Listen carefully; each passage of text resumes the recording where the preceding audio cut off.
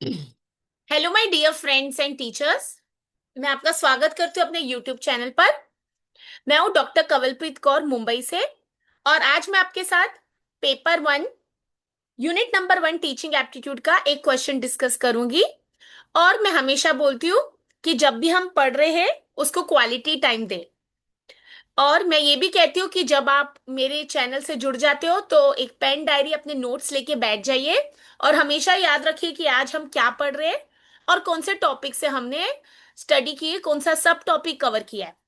और मैं हर एक क्वेश्चन में कोशिश करती हूँ आपको 4 से 5 या एक पूरा टॉपिक कवर करा दूं। तो चलिए रीड करते question. Which of the following assessment types would require to carry out an activity or produce a product in order to demonstrate learning।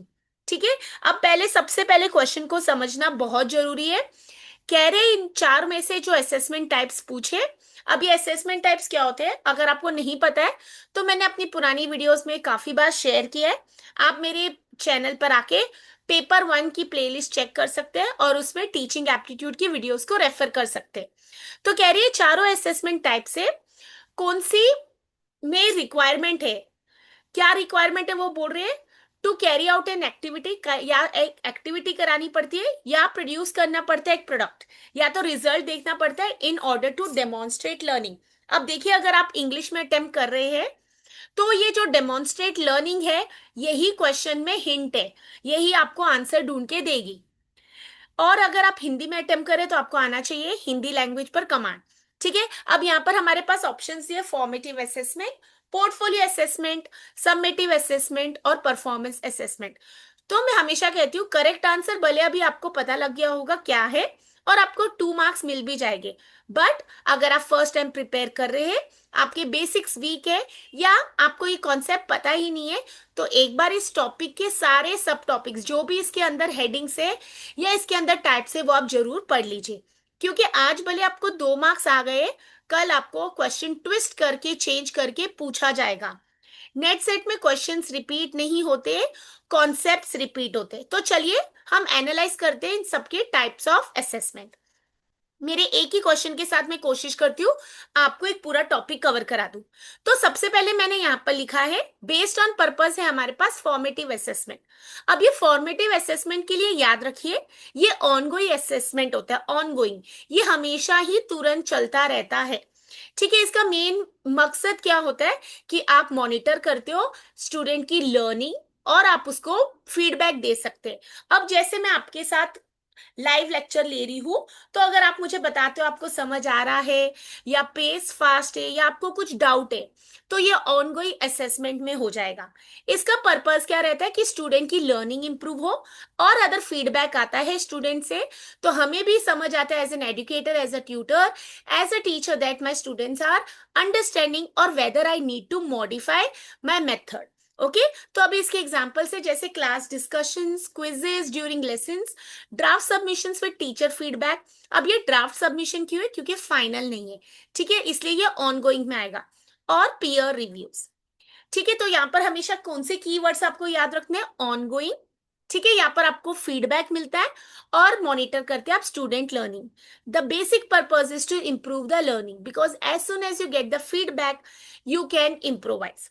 Second है summative assessment. As the name suggest, summative मतलब year end जैसे। तो this assessment is at the end of an instructional unit to evaluate the overall learning. ठीक है। तो ये and में होगा, सेमिस्टर एंड में या फाइनल एंड पर। ठीक है। इसका पर्पस क्या है, जैसे ऑनगोइंग का था इंप्रूव लर्निंग करना। अब यहाँ पर आपको क्या देखना है, आप या तो ग्रेड्स असाइन कर रहे हो या आप अचीवमेंट हुआ है कि नहीं वो चेक कर रहे हो। क्योंकि जब ईयर एंड होता है हम ग्रेड्स देते हैं, ईयर एंड होता है तो हमें परफॉर्मेंस पता लगती है। तो अभी इसके एग्जाम्पल्स क्या है, final examination, end of term projects, standardise test या डिसर्टेशन और थीसिस इवैल्यूएशन। ईयर एंड है। ठीक है। अब देखिए सबके कीवर्ड्स याद रखिए। फॉर्मेटिव में ऑनगोइंग था, सबमेटिव में ईयर एंड है। ओके। अब नेट सेट कैसे क्वेश्चंस पूछता है, आपको ऐसे स्टेटमेंट्स दी जाएगी या एग्जांपल्स जैसे क्लास डिस्कशन, क्विजेस और कुछ सबमेटिव के दिए जाएंगे जैसे स्टैंडर्डाइज टेस्ट, फाइनल एग्जाम्स। और आपको पूछा जाएगा identify which of this is summative, identify which of them is formative. बहुत बार ये क्वेश्चंस आ चुके, मीनिंग से लेके assertion, reasoning, match the column, या फिर जैसे मैंने आपको बताया स्टेटमेंट्स में से आपको आइडेंटिफाई करना है कौन सा फॉर्मेटिव है कौन सा समेटिव है। हर बार फॉर्मेटिव और समेटिव पर क्वेश्चंस एक्सपेक्टेड है। अब बेस्ड ऑन टाइम है, ठीक है। पहला है डायग्नोस्टिक असेसमेंट। अगर अब तक आपने अपनी बुक नहीं ली है तो मैं रिक्वेस्ट करूंगी बुक ले आइए, या फिर एक बार मेरा सेशन सुन लीजिए और बाद में आप अपने नोट्स बना लीजिए वापस देख के, या फिर अभी आप स्क्रीनशॉट भी ले सकते हैं। तो वीडियो को पॉज कीजिए और साथ में ही स्क्रीनशॉट लेके अपने नोट्स बना लिए, या तो एक बार पहले समझ लिए और फिर आप अपने नोट्स बना सकते हैं। अब बेस्ड डायग्नोस्टिक असेसमेंट, जब हम बीमार हो जाते हैं तो डॉक्टर के पास जाते हैं, तो डॉक्टर हमारे डायग्नोस करते हैं, ठीक है। पेट दर्द हो रहा है तो सबसे पहले वो पूछेंगे क्या घर पर पानी ठीक आ रहा है या बाहर से आपने खाना खाया। So here this assessment is conducted before instructions begin, ठीक है। क्यों की करना पड़ता है स्टार्टिंग में? So that you can identify the students existing knowledge, strength and weaknesses. What is the purpose? आपको क्यों पर्पस है ये डायग्नोस्टिक असेसमेंट का? Because you want to inform planning and address learning gaps. हम प्रेजेंट में बहुत अच्छा कर रहे हैं बट कुछ चीजें हैं जो पास्ट से रिलेटेड है, तो वो आपको यहाँ पर डायग्नोस्टिक असेसमेंट में समझ आ जाएगी। एग्जाम्पल्स: प्री टेस्ट, रीडिंग और maths diagnostic skills inventory test. अब जैसे आप मेरे पास नेट सेट की गाइडेंस लेना है और मैं पहले आपका लेवल देखने के लिए आपको एक क्विज दूं, तो इससे क्या मुझे पता लगेगा कि मेरे पढ़ाने के बाद आपके ऊपर कितना इम्पैक्ट हुआ है, ठीक है। तो ये डायग्नोसिस करता है, क्या पर्पस है? To inform planning and address learning gaps, ठीक है। एग्जाम्पल्स ध्यान से देखिए। फिर है prognostic assessment. It is use to predict future performance और सक्सेस इन लर्निंग टास्क। तो क्या आप प्रेडिक्ट करें फ्यूचर की परफॉर्मेंस, ठीक है, या तो सक्सेस होगी कि नहीं हम। अब इसका पर्पस क्या है? जैसे प्रोग्नोस्टिक है, प्रेडिक्ट लिखा है, तो डेफिनेटली फ्यूचर के लिए to forecast the potential learning outcomes, student में लर्निंग आउटकम्स की पोटेंशियल है कि नहीं। इसके एग्जांपल से जैसे aptitudes, IQ test, entrance test क्यों देखे जाते हैं कि आप कल उस फील्ड में सक्सेसफुल होगे कि नहीं। तो ये प्रोग्नोस्टिक असेसमेंट है, प्रेडिक्ट फ्यूचर परफॉर्मेंस। नेक्स्ट देख लेते हैं बेस्ड ऑन नेचर, ठीक है। ये मैंने हेडिंग्स बनाई है और अंदर बाइफरकेशन किया। तो यहाँ पर एक क्राइटेरिया रेफरेंस और नॉर्म रेफरेंस। अगर आप प्रीवियस ईयर क्वेश्चन पेपर्स देखेंगे तो आपको पता लगा कि ये बहुत बार क्वेश्चन पूछा जाता है और अक्सर कैंडिडेट्स इसमें कंफ्यूज हो जाते हैं। So what do we understand by criteria reference assessment? It measures students performance against a fix set of criteria और लर्निंग स्टैंडर्ड्स। तो आपने पहले से ही कुछ पैरामीटर्स, एक क्राइटेरिया बना दिया है, आप उसके बेसिस पर रिजल्ट को चेक करेंगे, ठीक है। अब इसका पर्पस क्या है?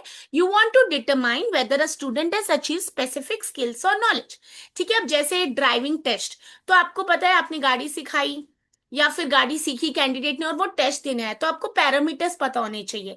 स्कूल के एग्जाम से with fix marks and UGC net qualifying criteria example 40%, ठीक है। तो मिनिमम है। तो क्राइटेरिया मतलब हमने पहले से एक पैरामीटर डिसाइड कर दिया है। ओके अब मैं डांस अगर जज करने जा रही हूँ तो डांस का रिदम, फिर उनके मूवमेंट्स या फिर उनके कॉस्ट्यूम से पहले से पैरामीटर डिसाइडेड रहेंगे। नॉर्म रेफरेंस क्या रहता है? यहाँ पर हम रैंकिंग कर सकते हैं स्टूडेंट्स की, ठीक है। जैसे अभी नेट सेट का अगर मैं शिफ्ट की बात करूं तो परसेंटाइल हो जाता है कॉमर्स का, तो percentile scores in competitive examination, IQ test scoring relative to age group, national achievement service. क्यों? यहाँ पर आप नॉर्म रेफरेंस में आप क्या करते हो? आप एक स्टूडेंट्स की परफॉर्मेंस दूसरों से कंपेयर करते हो, पहले वाले का क्या परसेंटेज है परसेंटाइल और दूसरे पीछे कितने रह गए, ठीक है। तो यहाँ पर आप कंपैरिजन कर रहे हो, किसका कंपैरिजन कर रहे हो? स्टूडेंट्स की performance with that of other students performance. आप एक कैंडिडेट कवलप्रीत की परफॉर्मेंस चेक करो सबसे।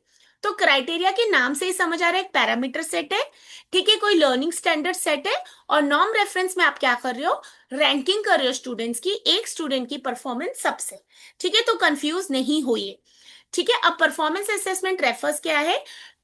Refers to a type of educational assessment, ठीक है। एक एजुकेशनल असेसमेंट है जहां पर रिक्वायरमेंट होती है students to demonstrate knowledge and skills through real world task और ऑथेंटिक एक्टिविटीज, ठीक है। It goes beyond traditional paper pencil. तो अभी अगर साइंस का एग्जांपल दूं तो मैं conducting an experiment and writing a lab report. Languages, writing an essay or giving a speech. Social science, role playing a historical figure or making a presentation. Mathematics, solving a real world problem and explaining the steps. तो अगर अब मैं starting पर जाती हूँ question पर और मैं देखती हूँ कि क्वेश्चन में क्या पूछा गया था, तो अब मुझे समझ आ जा चाहिए फॉर्मेटिव असेसमेंट का क्या मतलब है कि ऑनगोइंग रहेगा थ्रू आउट द ईयर। ठीक है। फिर पोर्टफोलियो असेसमेंट का अगर आपको नहीं पता मतलब, तो अब मेरे नोट्स मतलब कंप्लीट नहीं है, तो मुझे इस पर भी मेहनत करनी है। ठीक है, पहले हम बात कर लेते हैं समेटिव की, क्योंकि वो मैंने अभी आपको एक्सप्लेन किया है।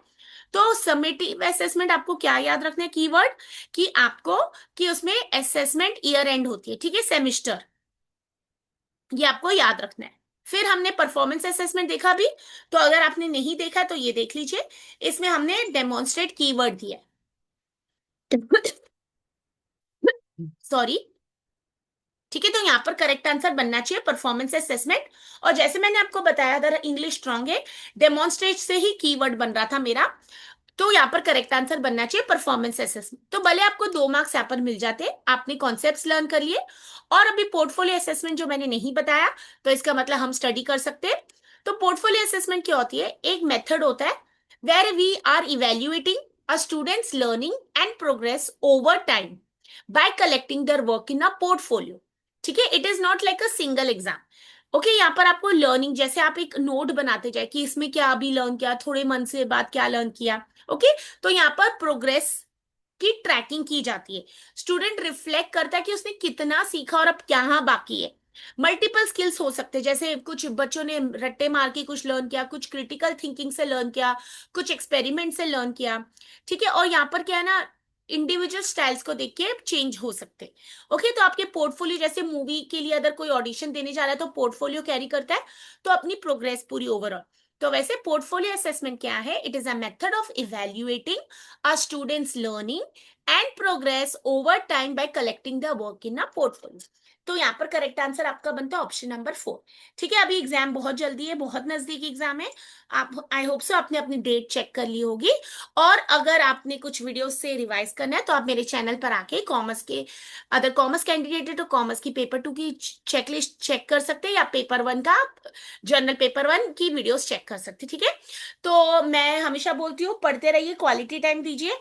क्वालिफाई होना ही है, बट उसके लिए डेडिकेशन और थोड़ा अपनी मेहनत चाहिए। अगर आपका कुछ मार्क्स से जेआरएफ मिस हो रहा है, या कुछ मार्क्स से आपका ये क्वालिफिकेशन रह रहा है, तो मैं सजेस्ट करूंगी आप इस टाइम पर, जब हमारे पास थोड़े से ही दिन है एग्जामिनेशन के लिए, तो आप एमसीक्यू सॉल्व कीजिए। और अगर आपकी कॉन्सेप्ट्स ही कमजोर है, तो आपको मेहनत करने की जरूरत है। और अगर आप फर्स्ट टाइम एग्जाम दे रहे सिर्फ ट्रायल देने के लिए, तो अलग बात है, बट मेरी हमेशा सजेशन होती है पढ़ के जाइए, क्या पता यही अटेम्प्ट पर आप क्वालिफाई हो जाए।